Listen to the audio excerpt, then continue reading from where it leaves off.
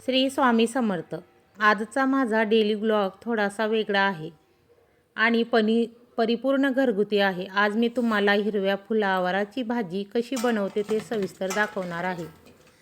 सकाळी भाजी घेताना मला ताजं हिरवं आणि छान फूल दिसलं, म्हणून मी आज त्याची भाजी करायचं ठरवलं. हिरवं फूल आरोग्यासाठी खूपच चांगलं असतं, पचनासाठी हलकं आणि रोजच्या जेवणात घ्यायला उत्तम आहे. सर्वात आधी मी फूल नीट स्वच्छ पाण्यात धुवून घेतलं आणि मग त्याचे छोटे छोटे तुकडे करून कापले. कापताना थोडी काळजी घ्यावी लागते, पण नीट कापलं की भाजी चवीला छान होते. यानंतर साध्या पद्धतीने भाजी केली आहे.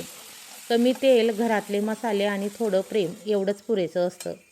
भाजी शिजत असताना घरात छान सुगंध पसरतो आणि भूकही लागते.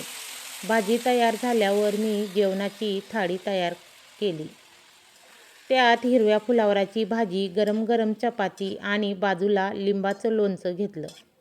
असं साधं जेवण खाल्लं की वेगळंच समाधान मिळतं. आता मी थोडंसं चेक करून खाते. भाजी खरंच खूपच चविष्ट झाली आहे. घरच्या भाजीत एक वेगळीच चव असते. बाहेरच्या खाण्यापेक्षा नक्कीच चांगली. आजच्या धावपळीच्या जीवनात असं घरचं अन्न खायला मिळणं हेच खरी सुखाची गोष्ट आहे, असं मला वाटतं. तुम्हालाही अशी साधी घरगुती जेवणाची आवड असेल तर हा व्हिडिओ लाईक करा आणि कमेंटमध्ये नक्की सांगा तुम्ही हिरव्या फुलावराची भाजी कशी करतात.